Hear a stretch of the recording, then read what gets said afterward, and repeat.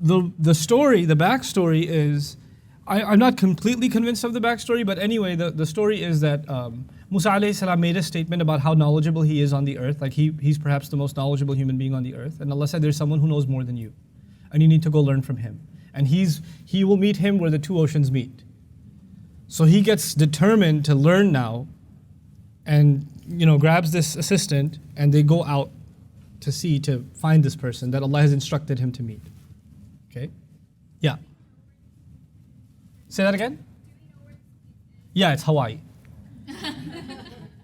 No, it's not Hawaii. No, it's closer to New Jersey. Thank God we don't know where this place is. Thank Allah we don't know where this place is. You know what would happen if we knew where this place is?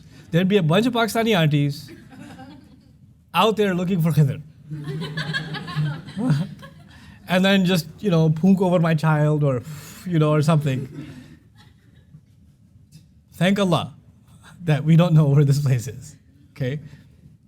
There's a reason some things are kept a mystery in the Quran. Like, for example, the wall of Ya'juj and Ma'juj.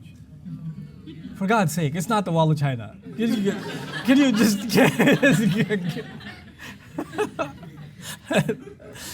God.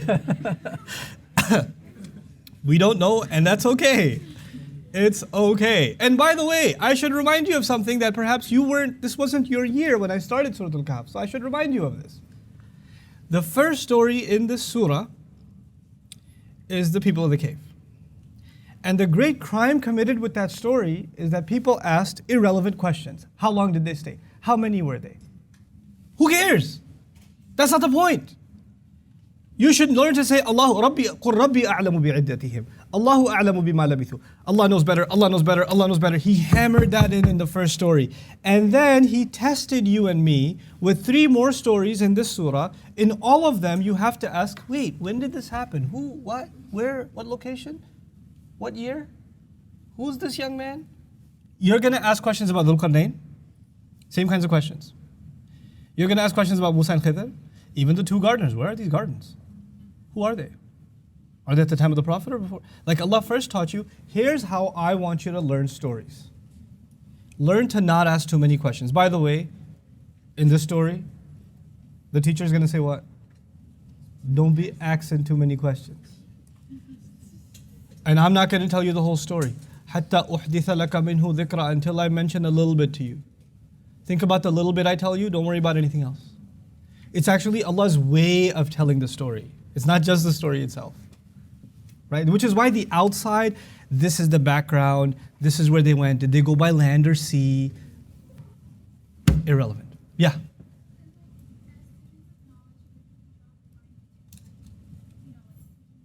Fantastic question.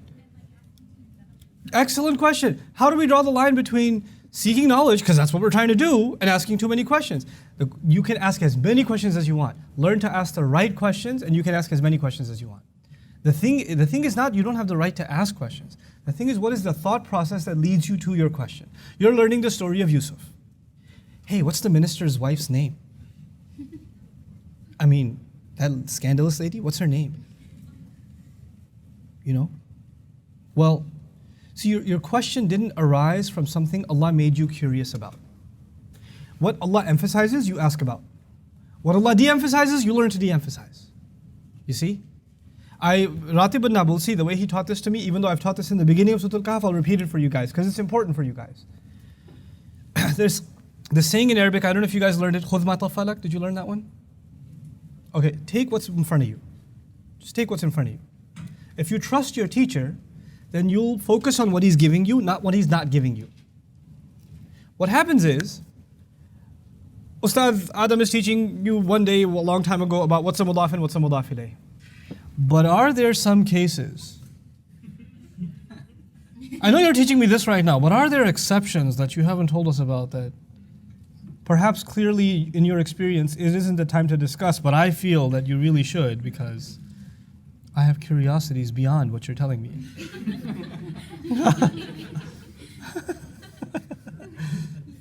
So Sheikh Ratib Nabulsi gave this epic story, man. So good. He goes, there's this guy, he's like successful in business, right? And he's made hundreds of millions, and he decides after making all this money that he just wants to teach young people entrepreneurship. He's going to teach business. He's not going into the teaching profession because he needs the money. He just wants to do it as a benefit to young people, the next generation. So he goes to business school and teaches. By the way, if you have a professor like that, take his class. If you have a guy that's been a business professor for 30 years, as opposed to a guy that left the business world and came to be a professor, go to the guy that's left the business world and come and be a professor. Because they give you real world knowledge, right? Non-textbook knowledge. So he goes and teaches this class, and he wants to teach students by way of example. So he says, you know, guys, if there's this man wants to start a business.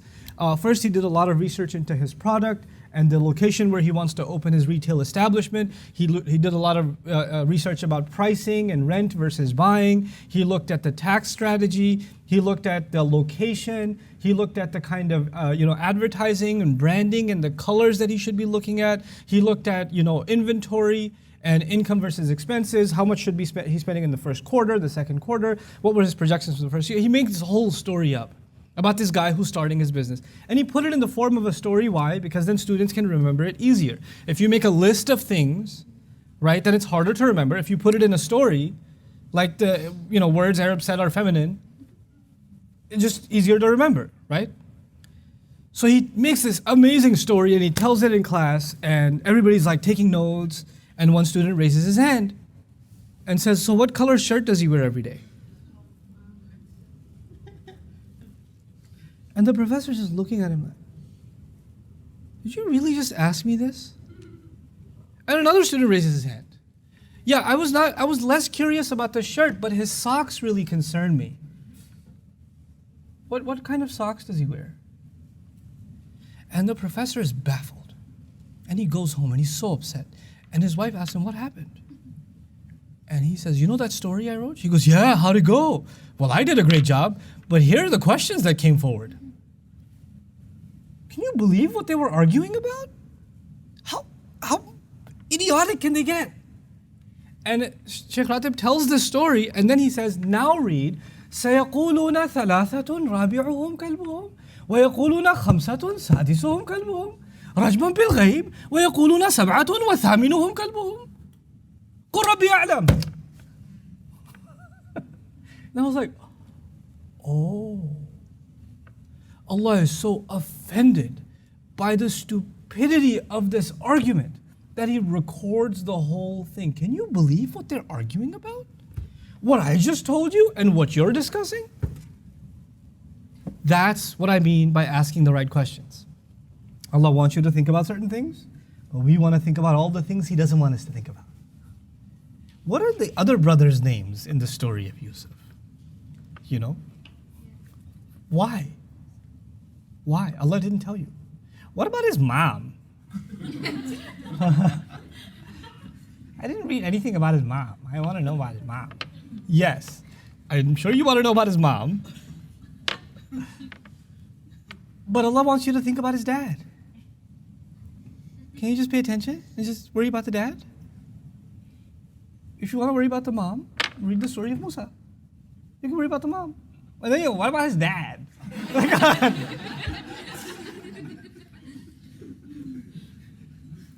Is that clear? Like, as one of the most beneficial things you'll learn in the study of Quran is what kinds of questions to ask, how to think. Not every curiosity is healthy. The Quran, it keeps asking you to think. Because thought process gives you direction. Without thought process, you don't have direction. Your questions go in every direction. And unfortunately, this is the unfortunate thing, you must maintain commitment to your thought process when you study Islam. You have to be committed. You know why? Because you're going to read a lot of books and you're going to read a lot of tafsirs where they're not committed to the same thought process. So there's going to be 6 pages on what color the dog was in the story of the cave in classical tafsir. And did he have spots or not? And what his name was. And it's going to be a classical text. And you're going to say, I'm reading the tafsir of Fulan ibn Fulan. I have ijazah in it. Yes, you do. That's great. You can read a lot of stuff. But you have to maintain your thought process. And you have to identify what's critical and what's not. You see? That's not going to be done for you, unfortunately. You have to develop that yourself, you know. And to me, the best way to develop it is commitment to Quran, commitment to the primary text. The more you ponder over Quran and you look at how Allah speaks and what He emphasizes, it just teaches you what to emphasize and what to let